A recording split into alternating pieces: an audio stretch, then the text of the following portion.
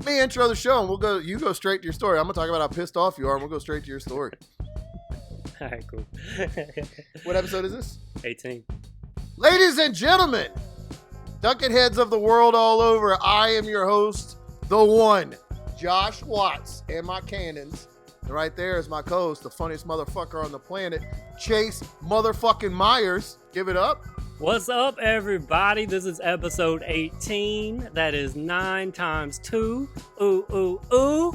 Guys, we're so happy to see you. Make sure you subscribe on YouTube. Subscribe on all podcast platforms. Leave a review. Rate and review. I was about to go racist, ooh, ooh, ooh. Again, I can't get away from the ooh, oohs, bro. Ooh, ooh. Bro, so... Chase is drinking a beer when we started recording. We're coming in hot. We switched it up That's because... not normal. Yeah, we This switched it dude up is and fucking had Josh intro. I literally had to. We probably could have started recording 2 hours ago, and I had to calm down. So I think I have figured out a way to tell this story in a quirky, fun way, and not just a mad, just an and angry not way. just a mad. The fucking world is shit. People are shit. Dudes are shit. I'm trying not to bring that energy, but Some people don't understand that. And like, for example, in comedy, if a heckler heckles you, there is a fine line between being funny when you go at them and then just being a mean, mean and making everybody uncomfortable. Yeah. So you're so angry now that you're going to struggle. Yeah, for sure. Keep this calm. Hey, dude, I thrive on this angry energy. It's making my dick hard and my biceps rock hard. I'm fucking ready. Let me hear it. Give me the hate. Fucking feed me. All right, so my suggestion while I do this is jump in early and often with jokes. Get them in quickly because it's going to take a dark turn at the end of this that we're going to have to deal with. So get them in early. 2 people are dead at the end of this story. You're right. We probably should just spoiler out the gate. No one survives. Not one survivor. This is on Unsolved Mysteries next season. I left the women and children. I got the fuck out of there, dude. I am the only one that made it out of this. And boy, do I have a story to tell. All right. So week 3 of Creepy Dude at the Work. Quick recap for those of you that may not remember. Maybe 3 weeks ago, I'm talking to a girl at work, just a friend, not hitting on her, just talking to her. Dude. Sometimes you can just talk to women. I've heard that. I've heard that you can just interact and just enjoy I don't each other's recommend company. it, but you can. And yeah, but apparently that's not everybody's way they look at women. And so this guy, he's been looking at this woman as an object for a long time, and he is bugging the fuck out of her, harassing her daily, hovering around her. His name is Rick. Rick, every fucking time. It's always goddamn Rick, dude. He's coming for your wife. He's coming for my future wife. You son of a bitch. He's coming to take them all. This son of a bitch. And so I went Bernie Mac for real quick. Dude, I love it. Son of a bitch is never not the right thing to say. Just know that. Never not the right thing. So I'm talking to her. I keep walking. Dude gets all upset. Coworker, the girl, you're talking to the same girl from before the incident that the guy. Right. So I'm recapping right now. Oh, yeah. So I'm talking to her. I walk on. Dude comes up to me. He's all protective of this girl that he's not dating. Which is just totally cool. Just a cool thing to be. Women love that. Women love when random men decide who they can and can't talk to. I do it all the time. Right. I saw a guy at Starbucks walked over to this girl and he was like, "Hey, I was just wondering if I could buy you." And I was like, "Nope." And I pushed him. I was like, "Get the fuck out, bro. Get the fuck out of here." And I looked at her. I was like, "This fuck bothering you? Exactly. Answer me." I just don't like people being bothered. I was shaking her table. Is he bothering you? So he does that to me, basically. He comes over, you talking to my girl, we have a weird little kind of stare down after a minute. A lot of dudes think that's funny. Like, a lot of guys think that's a funny way to break ice with another guy you work with. Is to challenge me and it's not ever. And nearly catch one in the jaw. Yeah, real smart move. So we've been talking shit for 18 weeks straight on this podcast, and somebody coming at you hot and not expect to catch a big dose of Bofa. That's insane to me. Welcome to the Buckets of Duckets Fight Club, motherfucker. And there's one rule. Talk about it every week. You talk about it nonstop. There ain't no goddamn secrets here. I'm busting you in your fucking face. Conor McGregor, you think that I have forgotten, okay? I'm stronger now, Conor. Every week that you hide from me is a week that I'm stronger, okay? Nothing you can do. Nothing you can do about it. While you spend that week living in fear and crying under your bed, Chase is eating your dreams for dinner and pumping your fantasies as weights every day. I want you to know that. He's coming for you, and there's nothing you can do. You're going to think that he's a pale rider on a dark horse coming because the end of the world, as far as you're concerned, is the day you cross Chase Myers. You just don't even know that you're already dead yet. But guess what, you little froggy bitch? You're dead! That's right, you froggy bitch! Josh, you're one of the greatest of all time. Thanks, man. Easily one of the top 5 promos in WWE history, no doubt. Thanks, it goes Ric Flair, the one Josh Watts. That's the way it goes. Fucking pack it up, and then The Rock, that fucking jabroni. Okay, so that happens. He fucking checks me. You talking to my girl? After a minute, he goes, I'm just fucking with you, whatever. But it's weird. And his energy at first was really confrontational. Like, it wasn't. It's something people need to know on this show that is one of my favorite things in the world about you is you will not go along with the joke. No. And I did. I fucking love that. People will try to joke with you that don't, and you will blank face stonewall them every time. And I fucking love it. Love it. Bro, I don't get the joke, and you fucking riding your forklift over to me, getting in my face, and asking me if I'm talking to your girl. I don't find a lot of humor in that. And I happen to be somebody who has spent 10 years in humor. Me and humor are real cool. I hang out with humor all the time. Once a week, I knock out humor for an hour and send it out to the people, okay? I don't know what the fuck that was. He brought some. Do you remember at the station one of the times you came down to visit a local comic that I don't know? Leaned over to me and goes, hey, you look like the kind of guy who always loses video games, right? Yeah. And I just stared at him. Or I looked like somebody from something with video games, and I just stared at him because I don't know you. I don't know if that's a joke. I might have to hit you. What are you saying? What is you taking a shot at me? And then he's like, and he started saying stuff and like, look, I just bought like 15 action figures on Amazon today, so I'm not saying that I'm an adult, but I don't really play video games, all right? Everything in my world is real. Tangible. Can touch it. There's levels to this nerd shit. But I took this is one of the only times I was able to take a play out of your book, and I stared at him until he left. He was like, no, and he kept trying to explain it. I was like, no, he's like, it's a joke. I was like, I know. Oh, I remember this. I remember. I got it. No, I get what you were trying to do. Yeah, this is the reaction to that. Yeah. This is what you get. I totally understand what your intent was. I'm saying I'm not required to react that way. And in my heart, I was like, I'm having my Chase Myers moment right now where I'm making this dude question everything he said up until this point. Like all day, he's like, what did I have for breakfast? Is that what made me say this right now? Why would I do that? He's just staring at me. I gotta change something. Something about me. So this guy comes up on a forklift. You talking to my girl. You dead face stonewall him. You got a box cutter in your hand. Obviously, I'm walking around with him all day. It's cranked over the radio. Every time, for the record, I know it's a data reference. Every time I want to fight, You Can Hate Me Now by Nas is in my head. Just know it's fucking not a bad song. Not a bad song to have in your head. That's the song I think about. So all right, so that happens. The dude's gone like for a couple days, and so finally I'm like, hey, he's fucking gone. I'm gonna tell that girl what happened, and I go, hey, listen to this fucking crazy story. So your boy, I guess, and she's like, not my fucking boy. Like immediately cut me off, and I was like, okay, cool. And she was like, yeah, he's been bugging the fuck out of me, and shows me a bunch of crazy text messages where he's just been spamming her nonstop.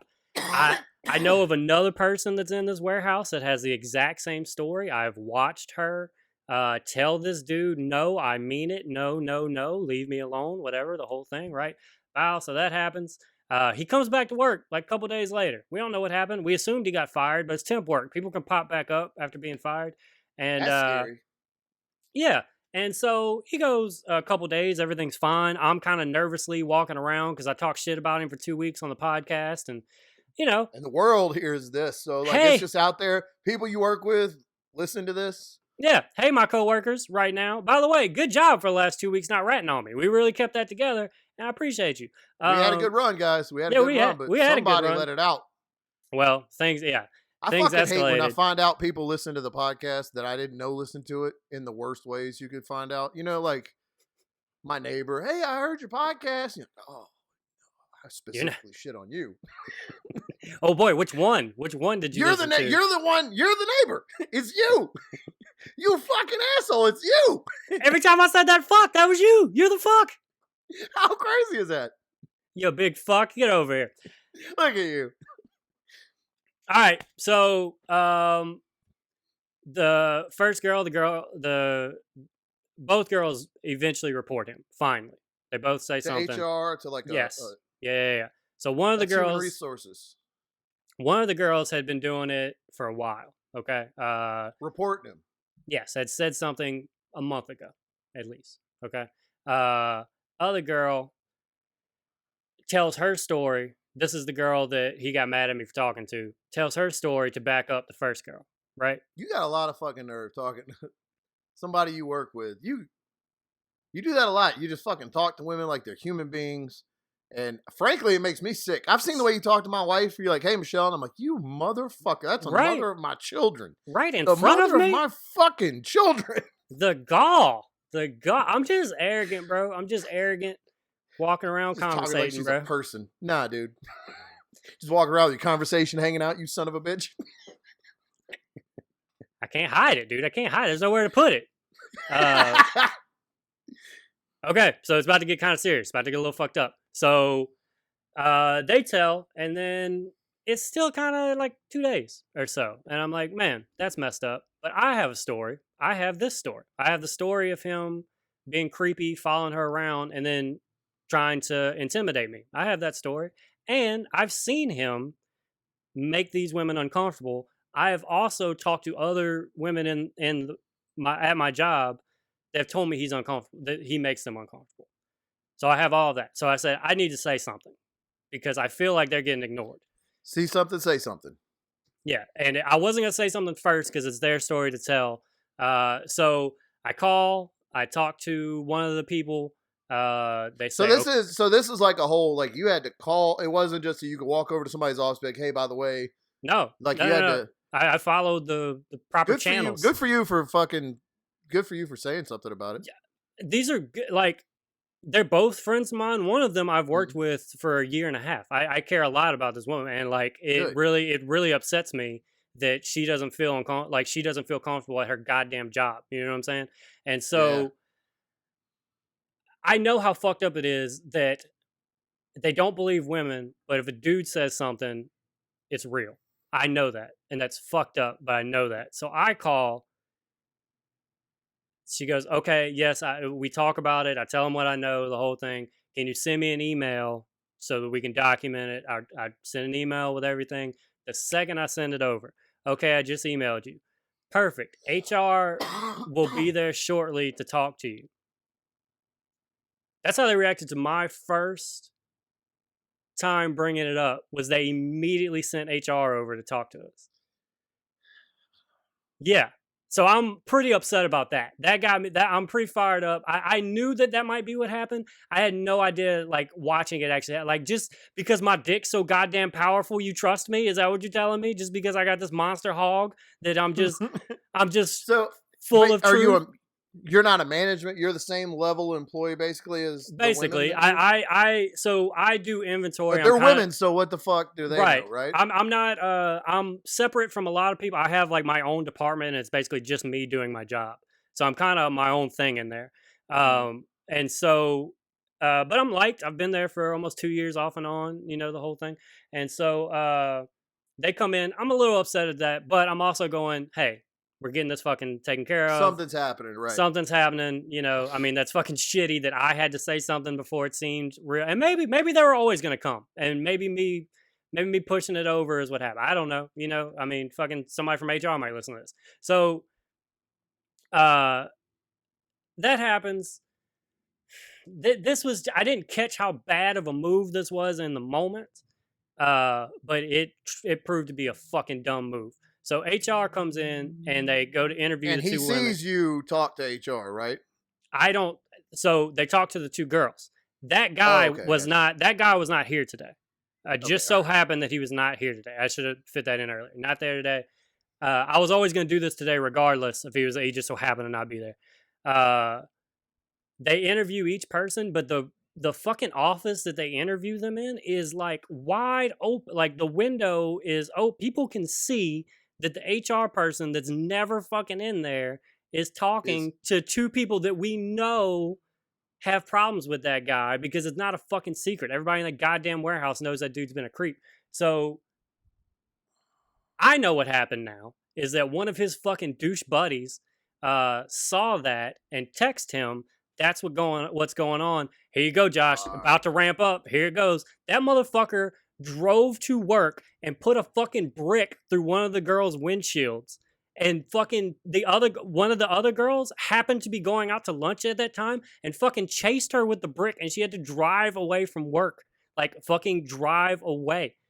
And this yeah, like fucking dude, I have so never you mean been. the guy that the women have been saying for months made them Yes. feel uncomfortable and Yeah. unsafe was actually a dangerous person who did Yeah. something that could have hurt them in some way, but nobody fucking listened? Yes, that. Yeah, Jesus all of that. Christ. All of that. And I was so fucking fierce. I was so fucking fierce about the way that it was handled. I was so fucking mad about the way that how are you going to interview them where everybody can see? Where everybody can see that that's what's going on.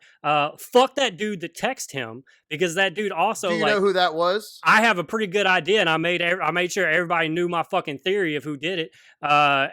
You said your theory very loudly in front of that guy too. Didn't Yes. You? Oh, dude. Yes. There's no fucking. He knows. I went to his friend. He left. Like he was getting off. This happened kind of later in the day. That's why I needed to cool down. This happened a few hours ago before we recorded this. I went to his friends and told his friends that I think he's a piece of shit, and I know he fucking did that because a week or so ago he went to one of those girls and told them, "Hey, ease off of him because he's going through a hard time." Which fuck that goddamn logic, dude. If you're going, first off, it's a pandemic. We're all going through a hard time, motherfucker. I'm losing $1,000 a month not being able to perform stand-up comedy. I'm only making back some of it at this goddamn job. We're all last having time a tough I earned a fucking drink ticket? It's been 6 months since I earned a goddamn drink ticket. Hello? Unfucking real. Unbelievable. So, hold on. And so, fuck. Also, so that happens. He tells her, like, I don't understand that logic. Leave him alone. He's having a tough time. If I'm having a tough time, say somebody's dying in my family. You know what it doesn't make me do? It doesn't make me grab your ass. It doesn't make me spam, you're so fucking hot, I want to touch you. I want to touch your sweet tits. It doesn't make me send you your dick. If something like that happens in my life, I'm quiet.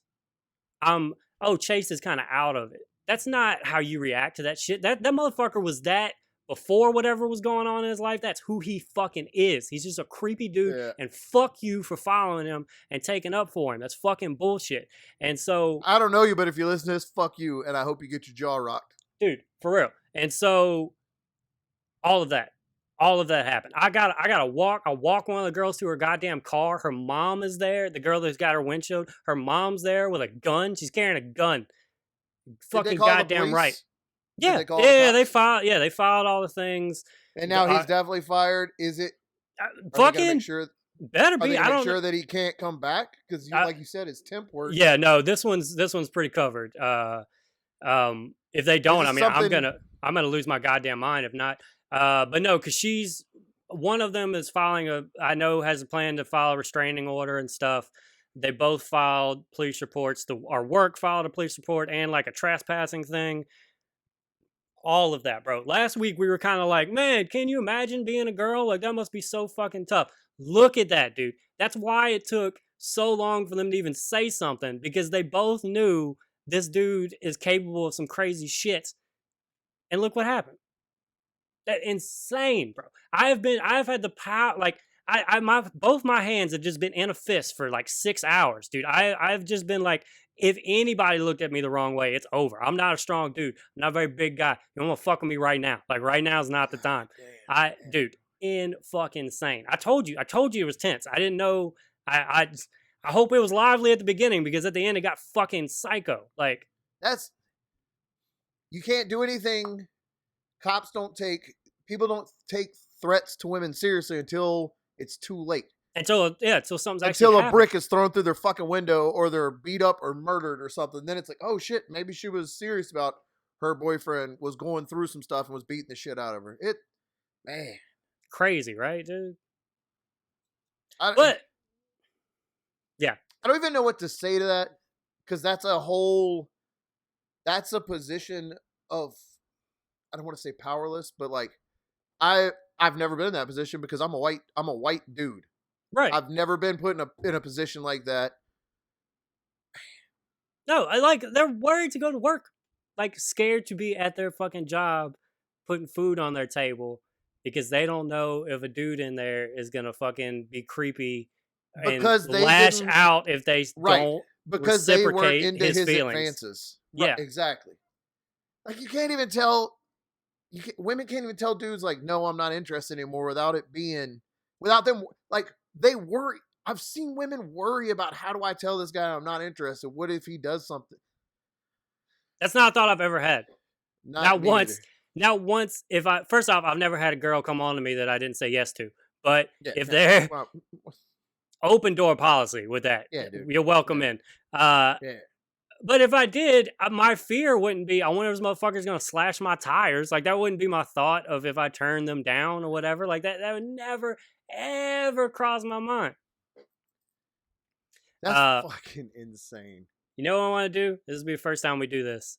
I want to take a break. Let's take a break. We got ads now. Let's run an ad. We'll come back happy. Yeah, you want to run an ad? Let's do an ad. All right, we're back. When I worked, I used to work for a federal agency known as the Federal Emergency Management Agency. It was the worst 5 years of my life. That? Let's see. What does that stand for? Federal Emergency. Yeah, don't worry about it. Okay, all right. DEA. I work for the DEA. Right. And I. All right. So I used to have syncope real bad, where my blood pressure wasn't stable. So sometimes if I stood up real fast, I would pass out. Like, if I stood up too quick, I could pass out very easily.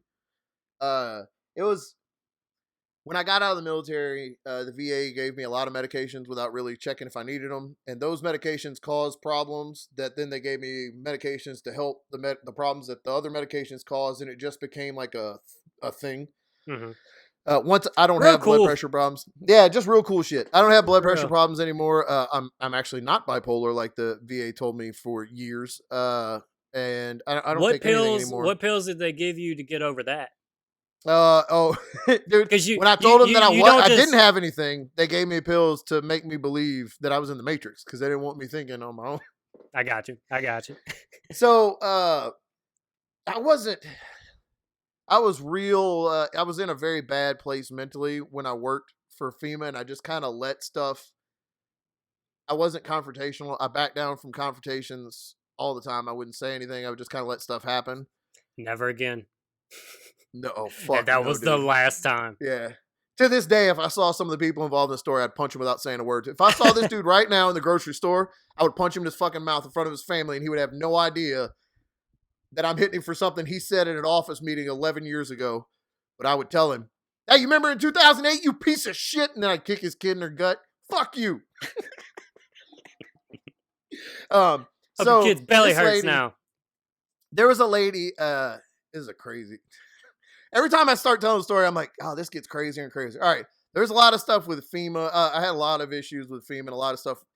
A lady started working for us, and her name was Claudia, and she wanted my job because I was in management, and I literally didn't do anything. I would drive the trucks off of the lot with a credit card and go to the gas station and fill them up and bring them back and do paperwork. And like, if a vehicle needed maintenance, I didn't fix it. I drove it to Ford and gave them a government credit card. I was like, hey, fix this. I'm going to sit in the waiting room. Like, that was my job. It was, they trusted me with credit cards because, I was a veteran. And that's it. That's it? All right. Just one reason. I was in front of them. I was a disabled veteran in the government hiring process automatically kind of moves you up. So, like, they... Spoiled. That's that privilege, dude. That fucking privilege of losing a leg, and now everything's laid out for you. Dude, I can't fucking Single-handedly get. killing Saddam Hussein with a butcher knife is the reason that I got my I job from FEMA. I can't get ahead of these Um, fucking terrorist killers, bro. Just every goddamn time I try to make some headway, one of these national fucking heroes gets gifted what I want so this with lady their wanted my one job. foot and bad insurance. She wanted to be my assistant at first. And the assistant for my job set, like, we had folding tables in a double wide because it's FEMA. We were on a trailer yard. So my assistant's table would have been like this, facing me.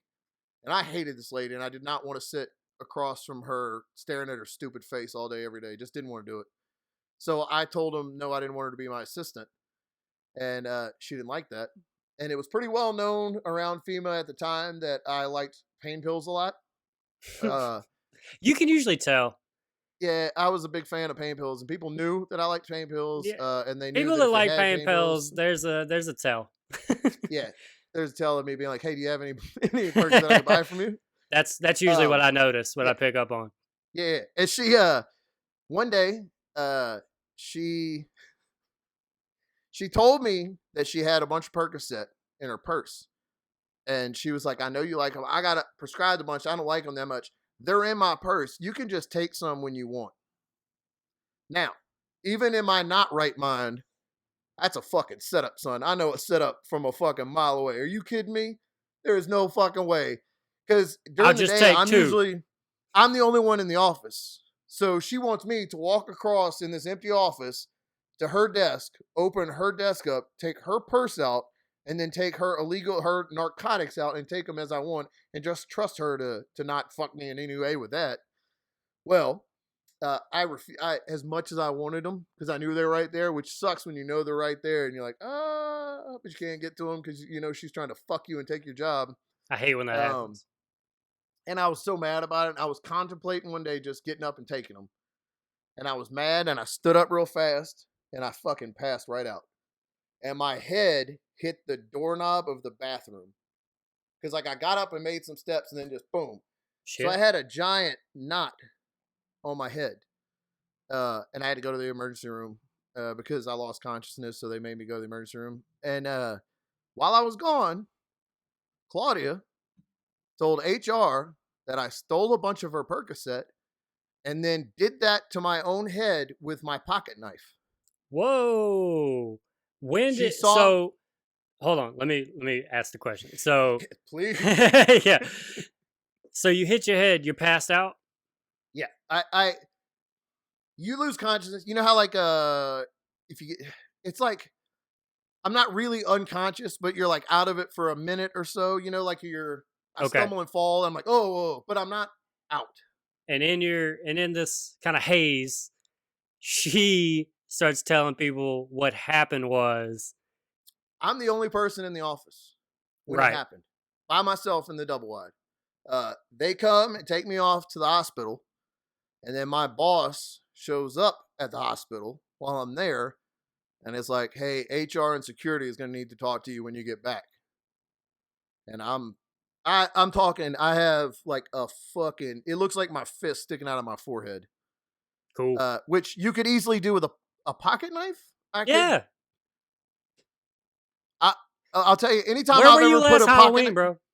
Anytime I've ever put a pocket knife or anything to skin is to poke holes. It's not to make a big knot. It's to poke fucking holes, to gouge veins, and to drain blood. It's never been to make a knot on my forehead. But so when I get back, it's the end of the day, and the security guys and everybody's there, and they're like, "Hey, we want to talk to you for a minute," and very against confrontation. But I didn't want to talk to him, and it was almost time to go. And I was like, I don't feel good with my head. I'm not comfortable with it. So I just fucking left. I just left work that day because I knew you should. I figured I might be in trouble. I wasn't sure how, but I figured something was going to happen because like it's not normal for for security to want to come talk to me. And like I knew that Claudia lady was trying to set me up, so like I kind of felt like something was going on. So the office I worked at was in Melville. That's like Opelousas, 2 or 3 hours, 2 hours or so away from the office. So The security people drove 2 hours, then they had to drive back, and then the next day had to drive 2 hours out again to talk to me, which that made me feel kind of good. And then so the next morning I go to work.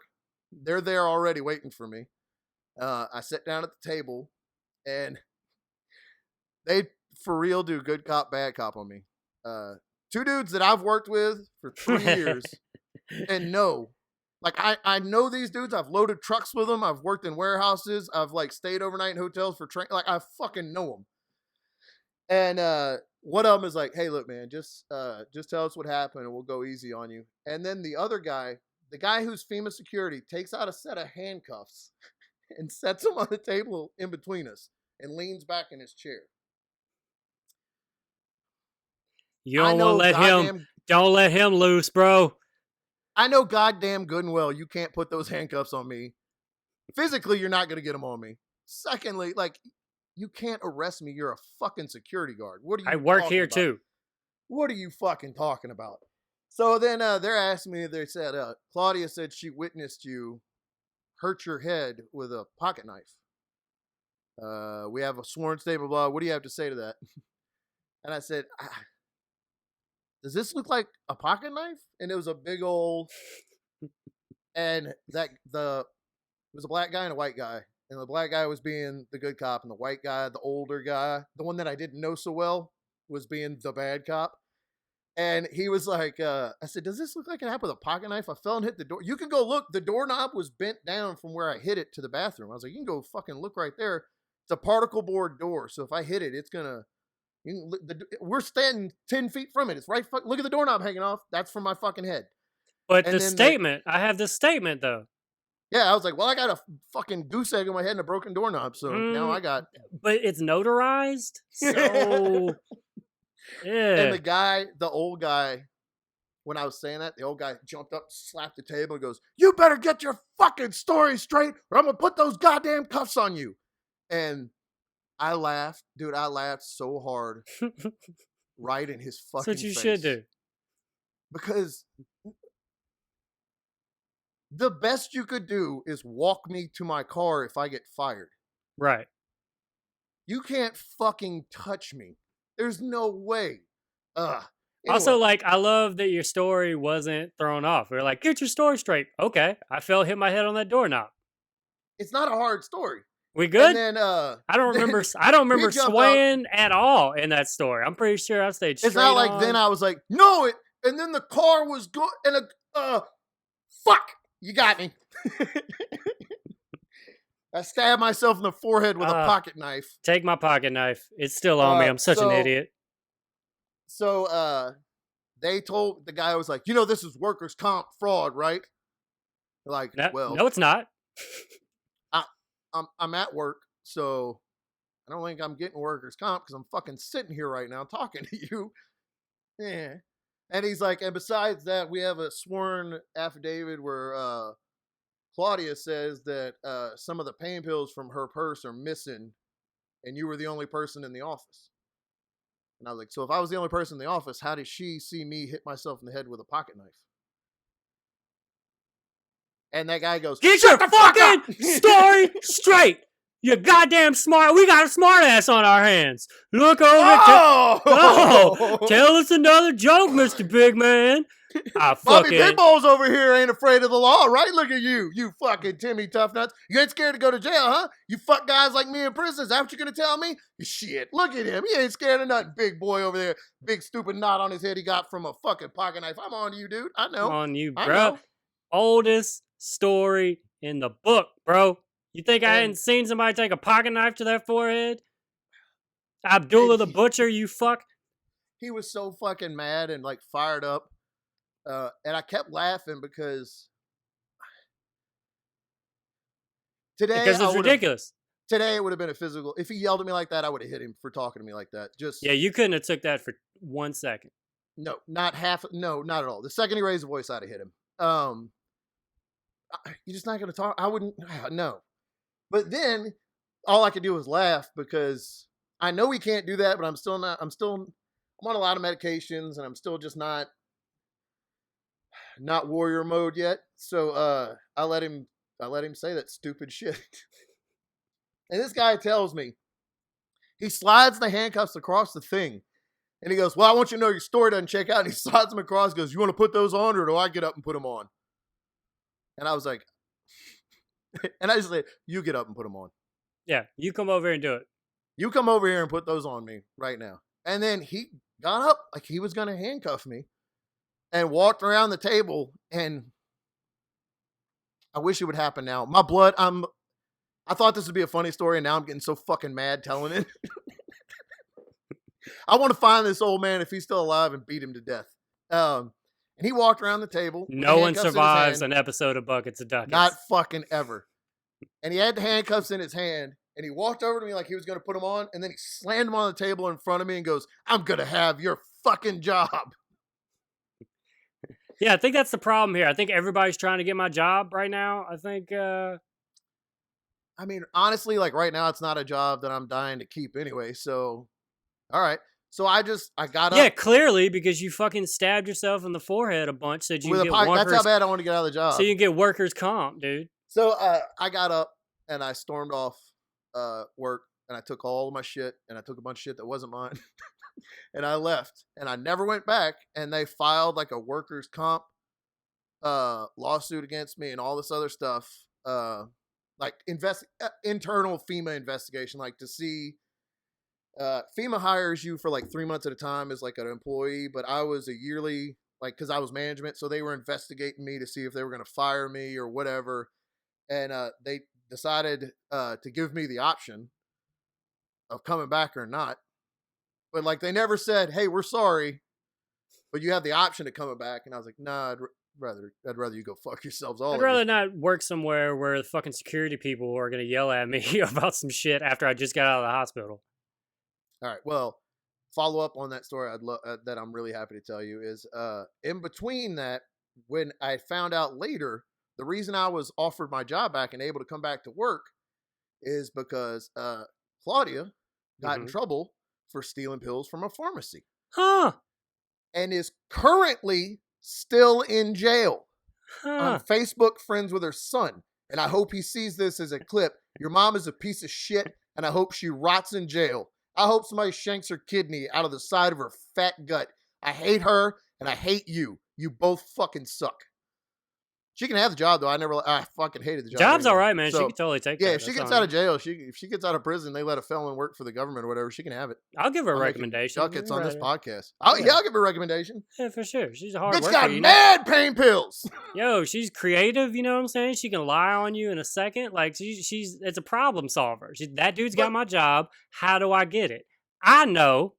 I'll tell that age-old story of the man that stabbed himself over and over again with a pocket knife. You know how that happens. Yeah. And I'll make this. I know 2 dipshit security guards that'll believe me because I signed a paper. I have one of those security guards, the guy that played Good Cop, has been to more than one of the shows that we've been at. Like, he's come out to see us do comedy before. And survived. Yeah. Yeah, because he played Good Cop, so I let him fucking Good live. Cop was there. I got you.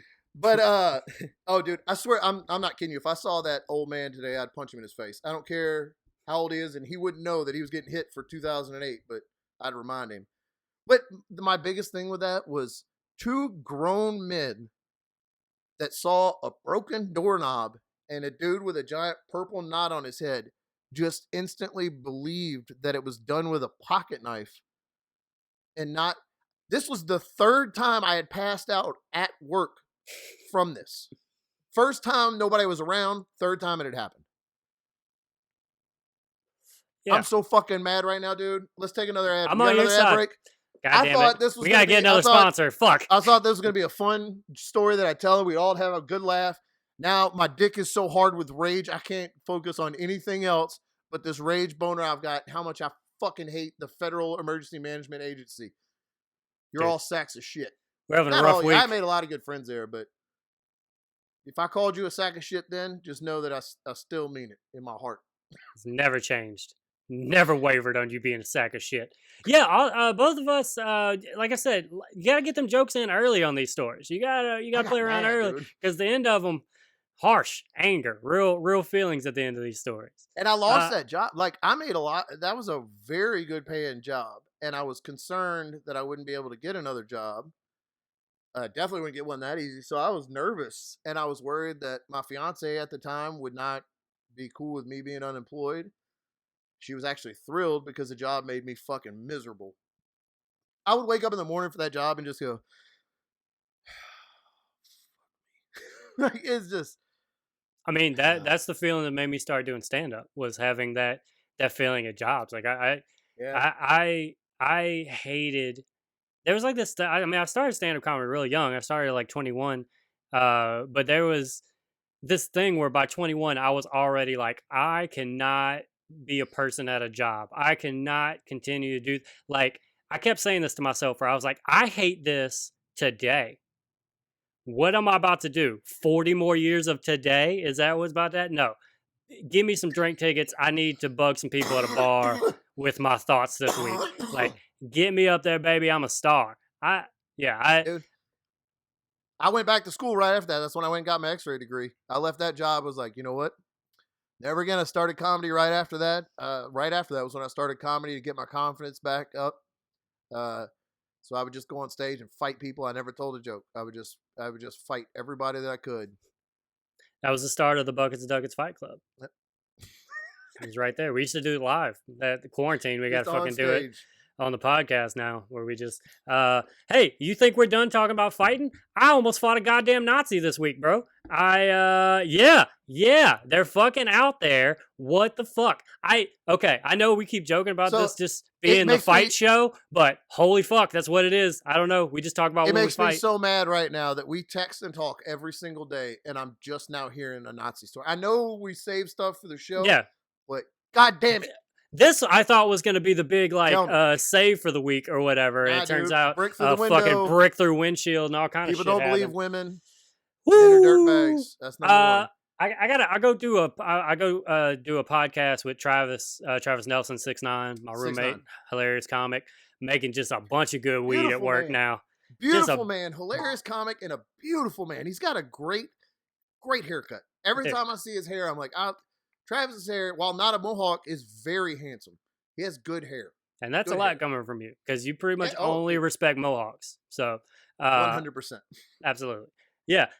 So we go and we do this. We're doing this podcast. It's Travis's podcast. That was genuine too. If Travis listens to this, I meant that.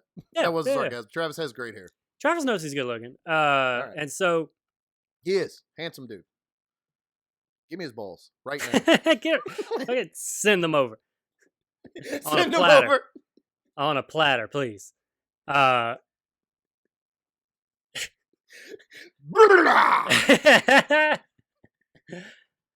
going to do this podcast. It's Travis is about to start a new podcast where he interviews bookers and comedians and just kind of talks to them about, how's your apocalypse treating you? What happened on the day the world ended for you? What happened that day for you? What have you been doing? And so we're doing Travis, those. book me. Yeah. And oh, dude, I'm sure you'd love to. You know where I'm at. Zoom. I'm here all the time. Just always hanging out on Zoom. If it's not this, it's a comedy show. Okay? I just have a meeting. If somebody pops up, I'm in. I'm in at all times. What you got? It's like Shark Tank, dude. Just sitting there taking suggestions. What's your podcast? Yeah, dude, I'll do it. Let's go. Yeah, absolutely. I'm in. I got a backdrop already set up. I'm here, dude. So we got to take a ferry to where Pat Wilson lives. He's a manager out here and a booker that she's been doing stuff for 30 years. One of the biggest helps to my career, and one of the reasons why I was able to do it for a living. I've been trying to win her over for years. I've been trying to win her over. She's tough. Hates me. She's not having anything to do with my comedy. People were really taken back. So I did a couple weeks before this. I did another podcast called "No One Likes Casey McLean."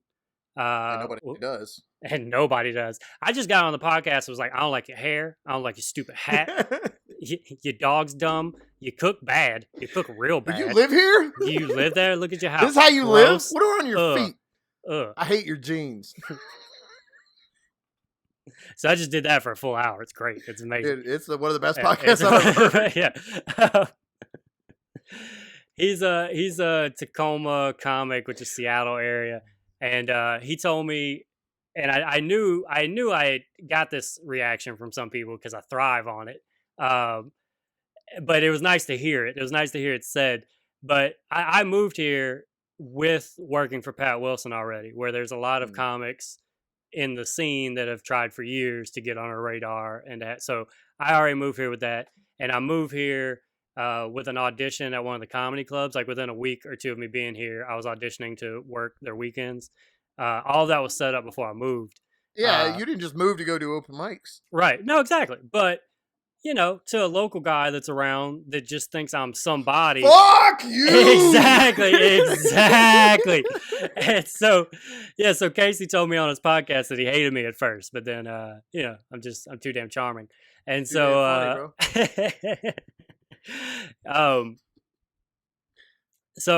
we're going to do this interview with Pat, and we got to take a ferry. There's motorcycle douches on the ferry. I hate the ferry, by the way. People out here are brainwashed to the ferry. Nobody has good ferry stories. Dude, fuck them. Everybody around If you see a ferry in a movie, something terrible is about to happen. This is very specific. Spider-Man, Dark Knight, Punisher. I like any ferry, bad. Every time. I've been yelling that since I moved here. Like, all of you trust this floating thing? Get the fuck out of here. I'll swim. Dude, I went to New York to see the statue. Yep. Swam straight to it. Dude, they were like, Statue of Liberty's right there. You just got to get on this ferry. And I was like, nope. Shirt off, swam. Fucking swam. When I got out, dude, everybody was like, this dude is fucking, look at that. Beat the ferry there. In. They threw the rope to me and I like fucking pulled it in. So I'm on this shit boat, right? And I hate it out here because for whatever reason, it's just, I guess if you grew up with it, you think that it's like convenient and nice, but you don't like, dude, it runs twice an hour, and whenever you got there, the boat just left. That's what happens every fucking time. And if you tell me that I could check the schedule, I'll kick you in your fucking teeth, okay? I'm not checking no goddamn schedule, okay? And they come like every 45 minutes. So I've had gigs where I needed, the only way that I can get to the gig was get to that goddamn ferry like 3 hours before the gig, because if I miss that one, it's either take that ferry so I can be an hour early for the show, or take the next one, miss the show. Like, that's what it's like. And just, Chase doesn't like to be an hour early to any show ever. Ever. Right now. I want to walk in as you're introducing me. That is how I wanted to go. He'll wait in the car. Say his name. I opened for Tom Rhodes one time, and I was hosting, and the feature was, I'm not going to use his name because it's not a great story for him, but he's a fucking hilarious guy. I guess his name is Zach Martina. It's more of a story of Tom Rhodes being weird. So Tom does the thing where he doesn't go out on stage until they're about to bring him on. That's kind of his thing. He sits in the green room, kind of just goes over his jokes, talks to... I know that name. I think You would know him. He's been around forever. Not really famous from like TV shows. He's just like stand-up comedian famous.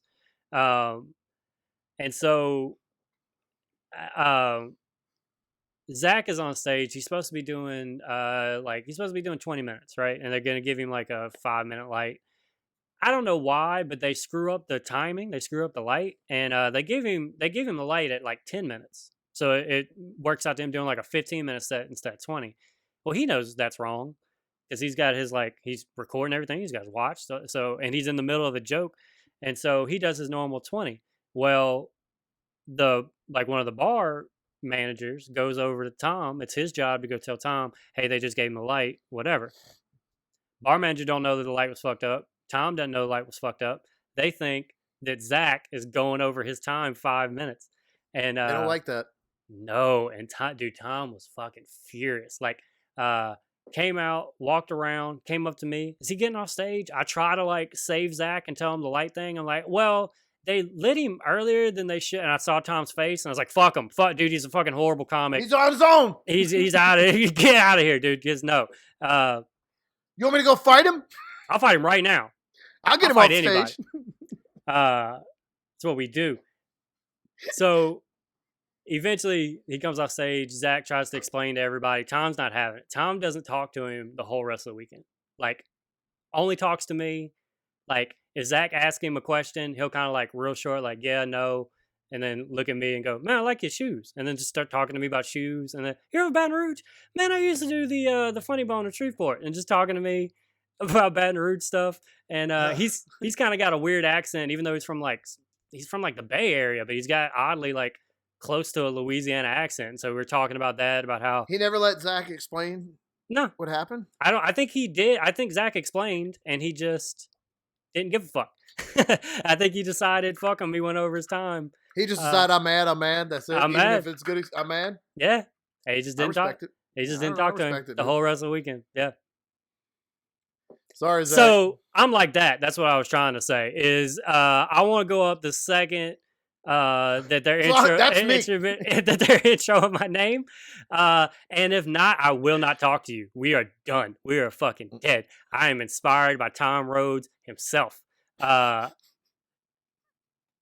Sitting on the ferry, hating it.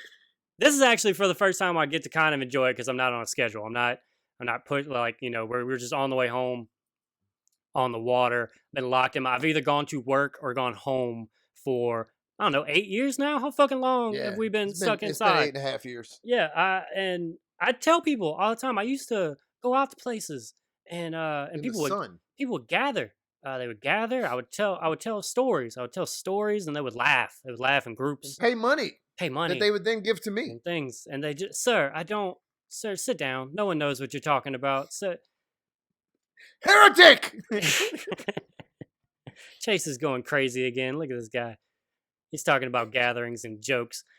That's not what the world's about anymore. That's not what the world's about anymore. You're going to get sacrificed at Antifa headquarters tomorrow. Rand Paul's bringing the plane down, bro. Rand Paul's subpoenaed all the records from Antifa headquarters. We're all fucked. Well, god damn it. I knew that's all it took. I was sitting there yelling the whole time at Antifa. Like, they just got to ask for them and we're fucked. Oh, no. Guys, you got to be more secret. Why are we writing all of this down? Stop writing it down. And there we go. Now, goddamn, Rand Paul just walked up and fucking, now you all fucked. Fuck the whole movement. The whole now.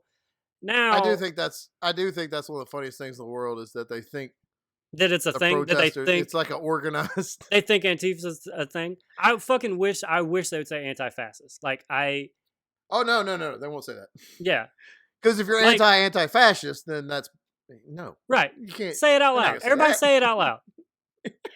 Say it slow. Say it again. Say it over and over until you get it. Over and over again that you're anti-fascism. Which is there's not a fucking group. It's not a real thing. Goddamn Nazis were out. People followed Josh Rock's rules and started punching them, right? It's not a real thing. Start fucking punching them. Dude, you punch them, you throw shit at them, you spit on them, you don't give them a moment's peace. Fuck them. Fuck them. I don't give a shit about you or anybody you care about. Fuck them. Sound like a terrorist right now, Josh. Yeah, well. I'm going to tell you right now, as the leader of Antifa. Oh, fuck. Josh put a mask on. He hates America. We're on the ferry. There's a bunch of we walked onto the ferry, and so that means we get to walk up to the very front in front of all the cars and flip them off. Hi, you gotta watch us leave first. Look at you fucking and asshole. You fucking dumbass, you're still on the boat, and so all the motorcycles are like parked up front, and me and Travis are sitting there. There's only two types of motorcycle dudes. Yeah. Either super Trump guys or really cool fucking guys. So yeah. You're gonna get. I don't understand. And Which so ones this one of them Sturgis motherfuckers. This is what I got. And so those fucks are gonna die to see a Smash Mouth concert. You fucks are gonna die over Smash Mouth. Say it over and over again well. Yeah, let that sink in. After you get done with your anti-fascist realization, say over and over again you want to die for All-Star. Make sure that you say in 2020. Yes. Not 1999. Make sure you say in 2020. I went to a Smash Mouth concert that killed my whole family. Totally worth it, bro. They played All-Star 3 times. When I went to Disney World, before the world ended, we used to go to Disney World like it was our yearly trip. Mm-hmm. Hold on, can I just add in a little thing about that? My favorite thing is you and Michelle would go yearly. Yeah, we didn't have kids. No. and then you had kids, and then you're like, well, we can't go to Disney World anymore. we got kids. What are we gonna do with kids at Disney World? Disney is Michelle and I's things. Fuck them kids. You hadn't earned the right yet, bro. There is nothing I want to do more in this world right now than go ride the Toy Story ride that you shoot like everywhere you stop and it's like carnival games. There's nothing I want more in the world to do right now than ride that game and lose to Michelle after talking shit to her for 4 hours in line about how I'm going to beat her. But we went to Disney one time, and the All American Pavilion, which is just some picnic tables out in the open, they had a guy standing out there going, "Hey guys, get your lunch over there at the snack bar and then come see Smash Mouth." Fucking Smash Mouth was just going to play. And it's like October, because we only go when nobody's there. Like, we go at the slow times. So it's like October, like, fucking Smash Mouth. And all these kids are like, I don't know who that is. The Shrek song. Remember the song from Shrek? Everybody. It's not even a Disney movie. All right, so Nazis, Sturgis. Yep. So these Sturgis fucks, Smash Mouth fans, these Smash Mouth lovers are sitting up front, and on one's helmet, he's got a swastika. We don't notice it for a second, and Travis notices it because he's 4 feet 6'9" over everybody, and so he can kind of. That's the good thing about hanging out with Travis. He spots the Nazis early. He can see them like on the horizon coming. Like he can see over hills and shit. And so you got to make a decision when you see one too. Like, do I say something? Our decision was, as we were walking off before all the vehicles, to both turn around and mug the shit out of him walking backwards, just eye contact the whole way. We walk up to the stop sign. He pulls up to the stop sign. Just a bunch of you motherfuckers, you piece of shit, you fucking Nazi. That motherfucker's a Nazi, blah, blah, blah, blah, blah. And they just revved up their fucking motorcycle and drove off. But it felt good just to yell at a piece of shit for a second. Dude. Oh, yeah. Isn't it great? Isn't it great? And me and Travis had a meeting after where we were like, we should have took a shit, right? We should have took that bike. We should have fucking took his bike and beat him with it. That's what we should have done. So on a replay, probably a little bit more aggressive. I'm a little disappointed, especially considering we're hot off of some punch of fucking Nazi conversation. Yeah. But you should have thrown his fucking motorcycle off the side of the ferry. I didn't sit there quiet, Good, you fucking said something. We said something. Nobody else fucking said anything. Yeah. So complacent cowards. Just a Nazi feeling comfortable. Just a Nazi feeling comfortable. Isn't that crazy that they feel that like, man. It's my swastika. My helmet didn't come with one. I bought a sticker. I bought this separate. Make sure, I just want you to know how much I hate all of you. I hate all of you that aren't exactly like me. I'm a piece of shit. Earlier, I just want to clarify. Earlier, I know you couldn't tell because of my fancy camera movement, but I had to pee, and I peed in that Bang Energy can. And 3 separate times so far, I've gone to pick it up and to drink, and like, no, that's pee. Don't drink out of the pee. All right, so you are pissing in cans while you talk to me? Yeah. Bang Energy. Great stuff. We had already taken 2 breaks. I didn't want to call for another commercial break because my bladder was feeling weak right now. It's got to fucking nut up and stay in the game, bro. I was trying to tell it, but it's like, hey man, I'm full of Bang Energy. I got to go. And how close to full is that can? More than I'm comfortable with. You don't realize how much you piss until you need to piss into a bottle or a can or something like that. I've had one embarrassing comedy road trip traveling by myself, fucking pushing it for hours and hours, gonna get there right on time. Oh shit, I'm in traffic. I'm gonna piss in this bottle, and boy, it goes everywhere, or you fill it up.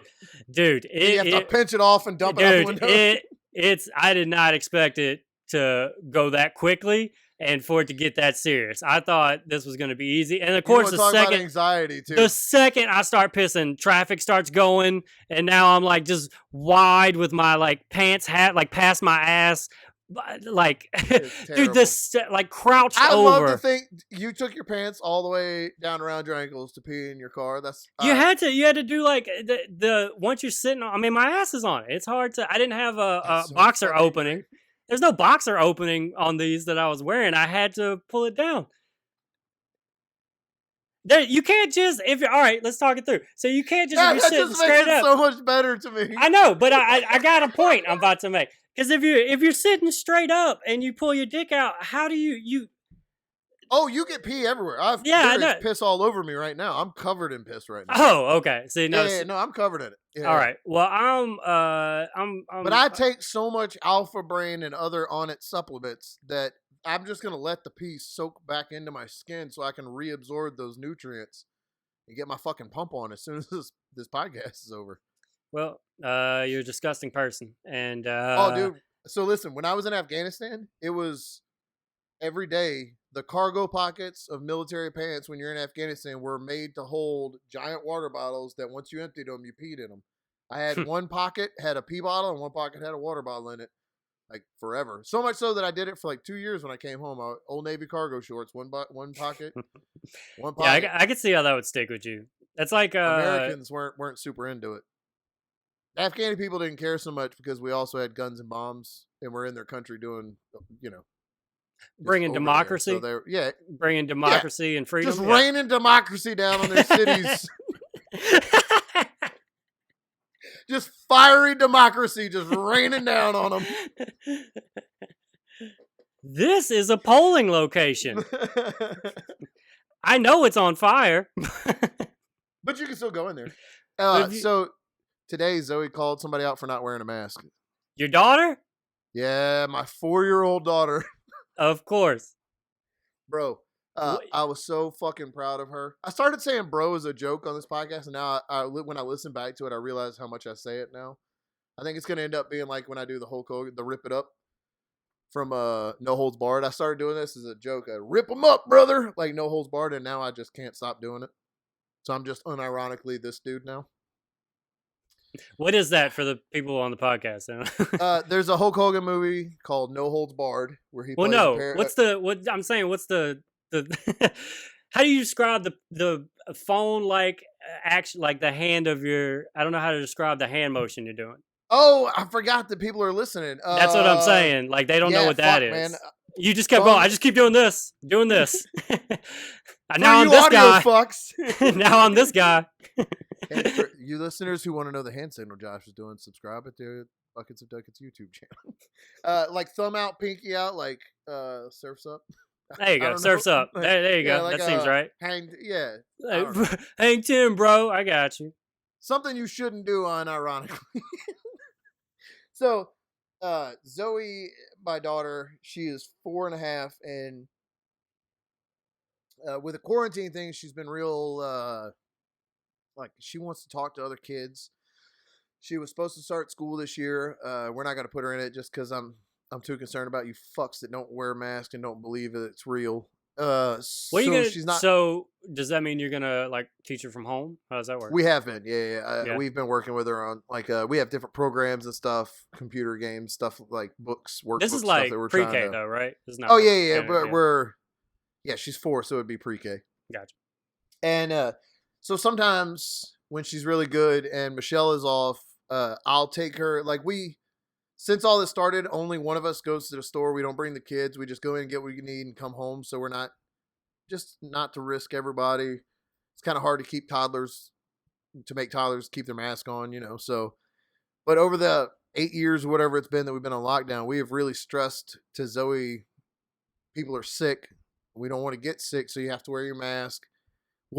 She always asks, so people get sick if they don't wear a mask? We're like, yeah, they die instantly. The second you take it off, they're dead. It's like if you're in space and took off your helmet. I wish that's what the president said to us whenever all this shit started a decade ago.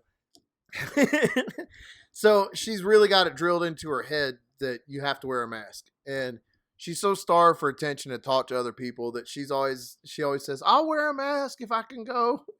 It's heartbreaking. Oh, dude. It's heartbreaking. Dude, that's tough. And so today, I had to run to Target to grab just a couple of things. And Zoe is one of, if not my all-time favorite human being on the face planet. I have to say one of because I have 2 kids. So Zoe is one of my favorite human beings. I haven't got to spend. She's been the littler Henry is 2. He takes more attention, so I haven't been able to spend as much time with just Zoe. So today I was like, "Hey, Al, you want to go to Target with me? Let's go run some errands." And she was very excited. So we get there. She gets her Paw Patrol mask on. I got mine on, and we go in, and we're looking at stuff. Yeah, she has the cutest mask, dude. So we go in and we're walking around looking, and we go to the toy aisle because I'm gonna buy her love immediately, and I want to see. You gotta keep buying it. And we're walking down the aisle, and she says, "Hey boy, hey girl," to everybody, every person she sees. She wants to talk to everybody, and she's at that age where she just like her default setting is to talk. Yeah, you know what I mean. Like she just chatters nonstop, and it's the greatest thing in the world to listen to. So she's just chatting her head off, and then we turn on the aisle with the Paw Patrols, and there is a woman and like a 8 to 10-year-old girl. And so I wrote it down because I want to make sure I get the quote right. But Zoe looked at her. I like your journalistic integrity. Right? Zoe looked at her and waved at her and goes, "Hey girl." And the girl turned around and waved at her, and she didn't have a mask on. And Zoe goes, "Oh!" Do you remember those old Certs breath mint commercials that whenever somebody, like the commercial was a group of people were talking and somebody would walk up and they'd start talking and their breath was so bad, everybody go, "Oh!" and like cover their mouth and point at the person? That's what Zoe looked like.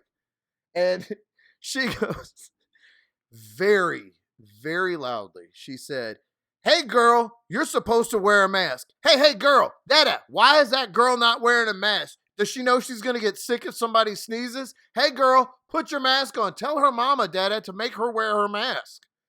And dude, that is adorable. I just started laughing. And it wasn't, when I do it, it's, "Where's your mask, you shithead?"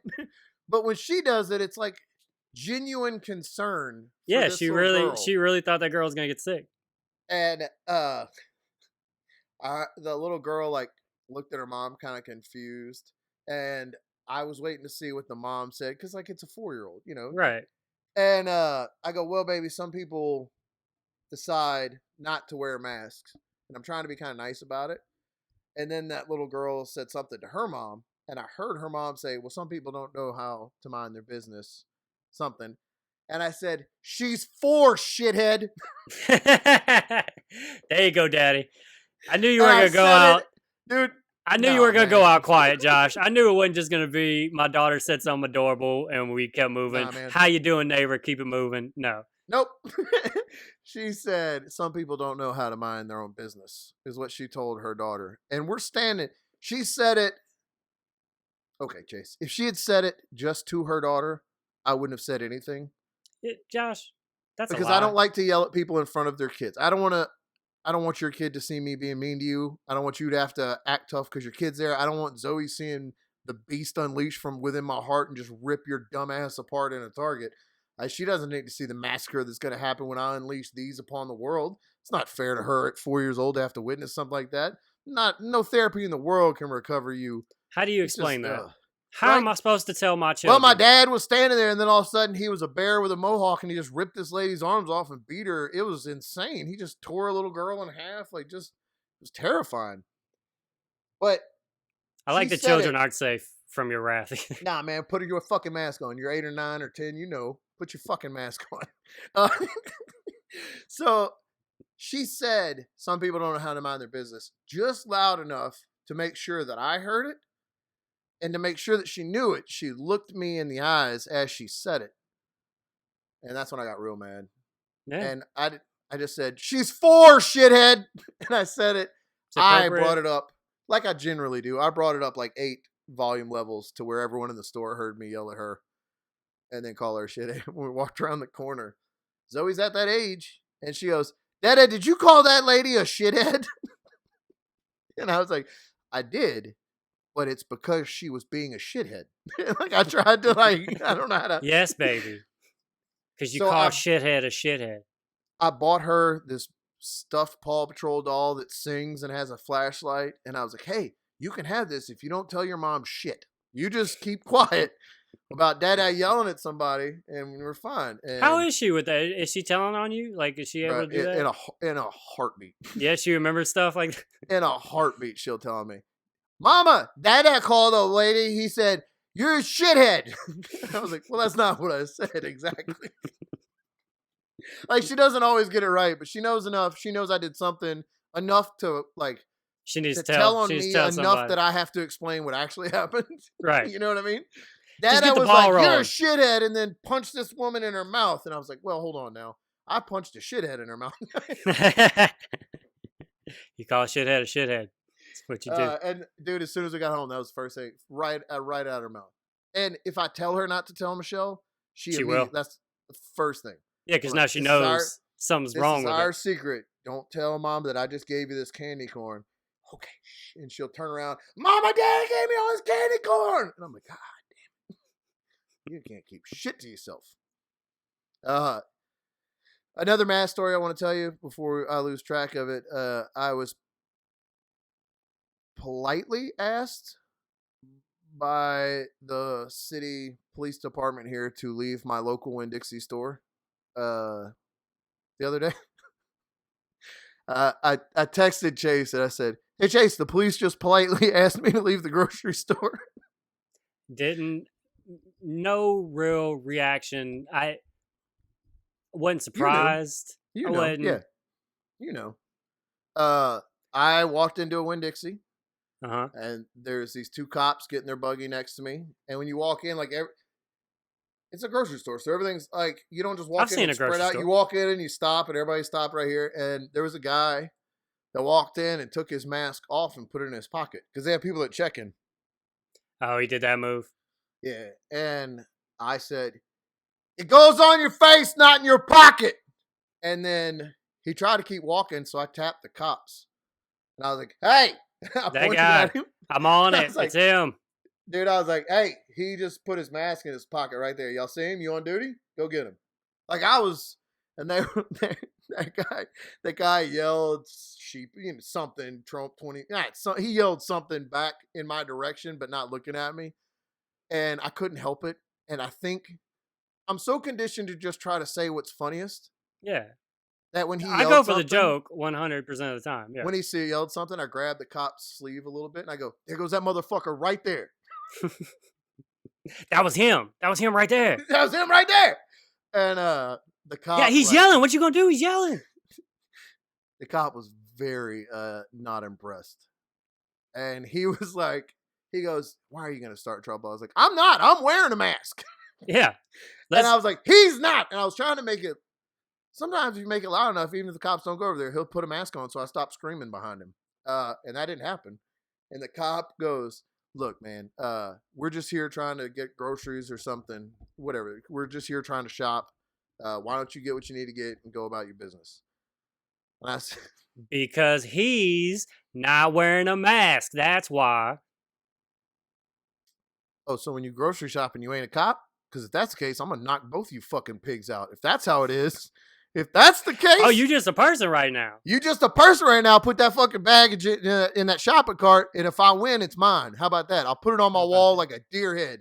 Like a trophy. You pig fuck. You're not going to do your job. Get over there and tell that piece of shit to put his mask on. You can get knocked the fuck out. And I'm going to wear your little stupid belt around you, little Batman utility belt. I'm going to dance in the street with on. I'm going to go to Antifa headquarters. I'm going to throw your fucking badges out like Mardi Gras beads, you pieces of shit. Do something. Do your fucking job. Just because you grocery shopping don't mean you can't protect the world from coronavirus. You fucks. That's why we're defunding you. Grocery shopping. I can't do my job. Get the fuck out of here. And then they told me, I didn't say any of that. I thought it. Thought all of it. Felt it. Deep in my heart. Believed it with conviction. Dude. Deep in my spirit. A couple days ago, I won an argument with my old boss from like 10 years ago. It felt so good. Just in my head. It just had, I got all the things I was supposed to say. I fucking nailed it this time. I nailed it this time. And he knew. He knew he lost. Like, I've had those moments too where like, whoever it is, when you think at 3 o'clock in the morning, 8 years later, that they're in their bed, they just like, fuck, he got me. That motherfucker got me. God damn it. Caught me sleeping. Over here sleeping. He's up working. He up working. thinking about how to win this argument. Just because you win an argument don't mean it's over, okay? The cops asked me they told me I should, maybe it'd be best if I left the store. And, maybe it'd be best you do your job. Dude. Okay, I'll leave. I'm sorry.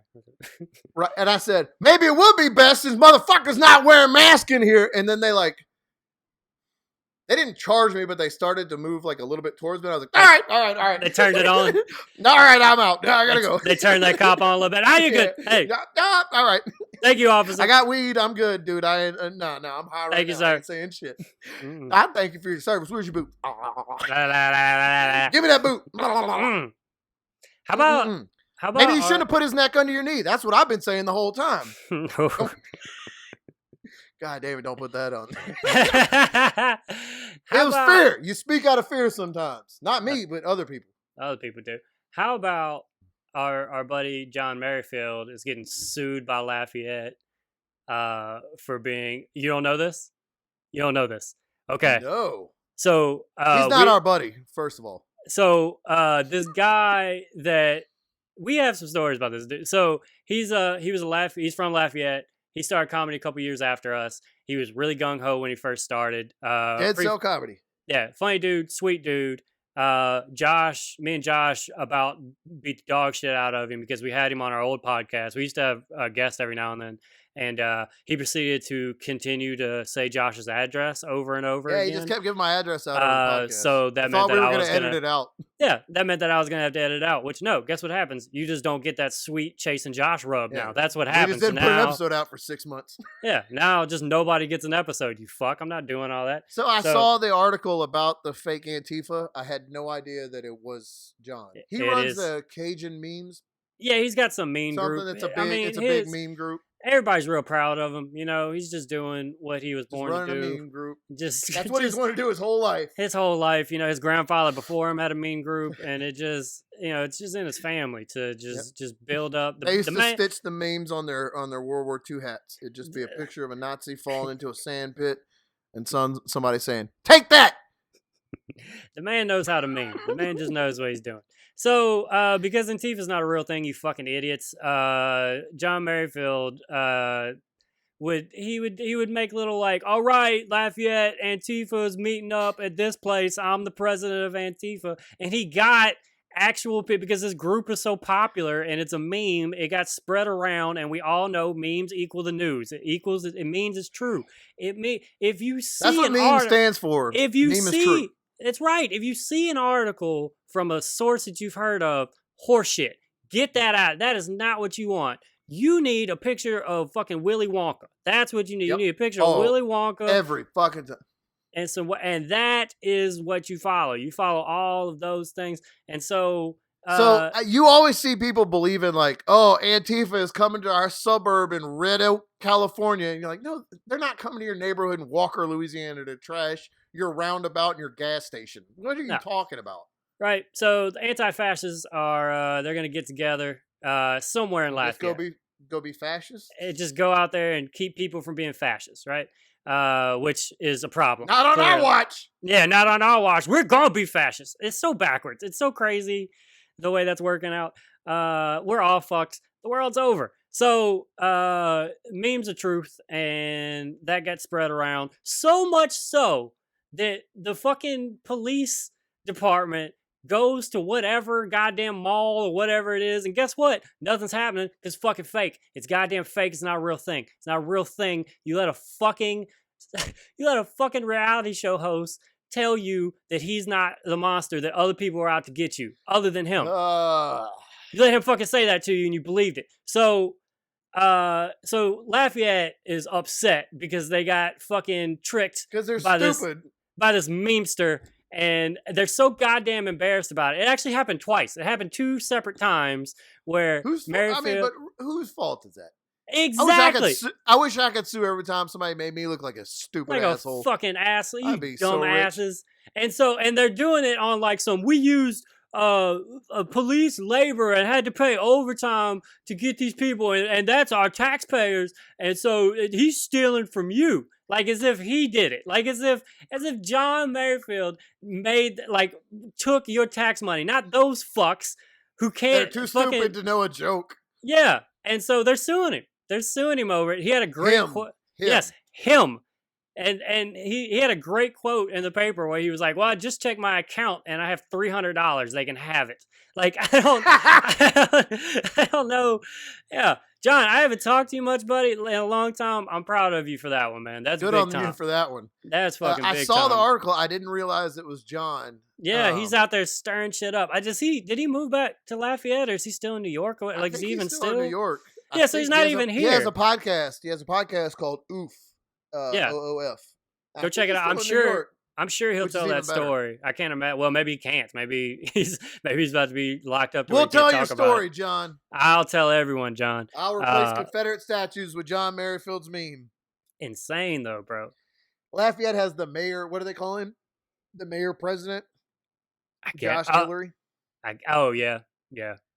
I don't know if that's right or not, but every time I hear it, it sounds like somebody stupid enough to fall for that. What are you, the mayor or the president? You know what? Mayor president. I'm the only one. I like that ring. Mayor president. It's got a nice ring to it, you know? He's the guy who called the mayor president. The mayor president in Lafayette called the cops because a protester was barbecuing outside his house. Things are just good, man. Motherfuckers. Things are just cool. Yeah, it's just real cool whenever the people that are speaking up for themselves are considered a problem. You know. Okay, so hold on. I do have some experience in law enforcement, military wise. Right.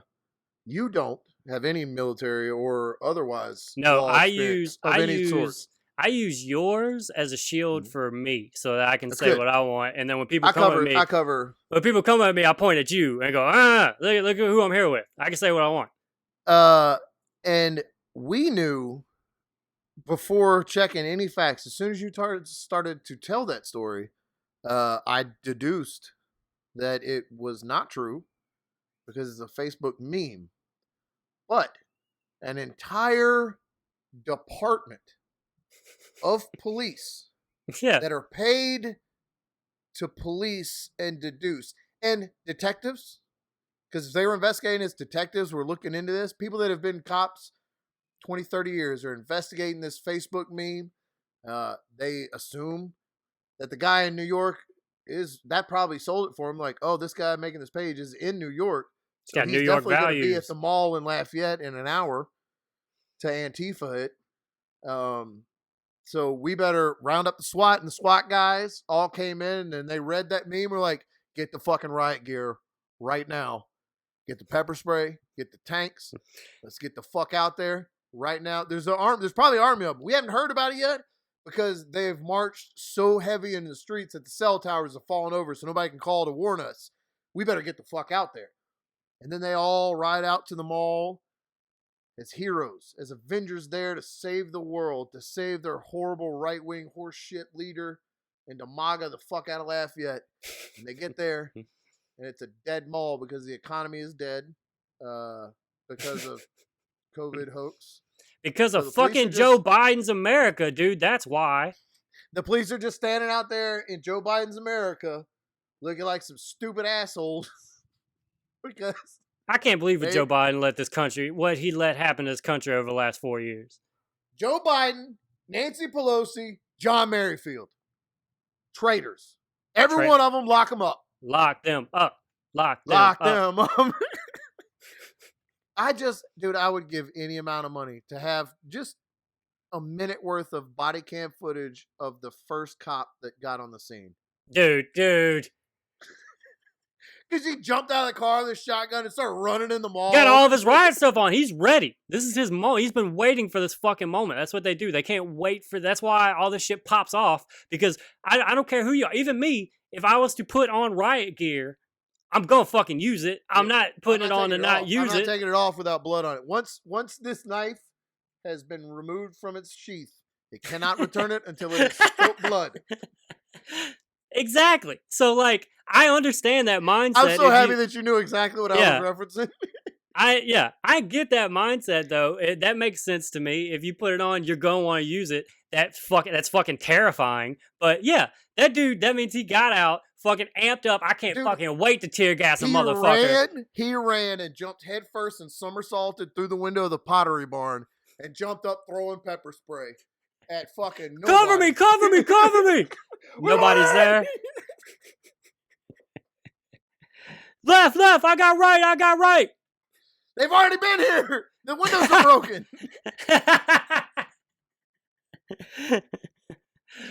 They broke glass everywhere. God damn, that's crazy, man. I saw that they were suing, but Lafayette also said they're not going to open up their shelters after Hurricane Laura to help the people of Lake Charles because a lot of bad actors will take advantage of their generosity.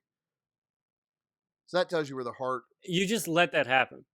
That's where the heart is. You open up and you show love, and if somebody takes advantage of you, somebody just took advantage of you. But you don't not show love and care to a community of people that just lost their house because maybe some people are shitheads or whatever you're scared of. Like you deal with that. That's fucking sickening. Yeah. And I don't want to bring anything down, but our hearts go out to everybody in Lake Charles and all the affected areas. We have a lot of friends.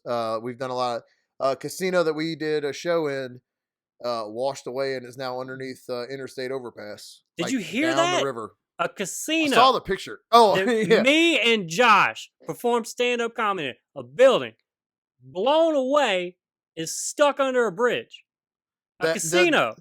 The article, the headline was like casino, interstate blocked off by police because casino boat blown under overpass.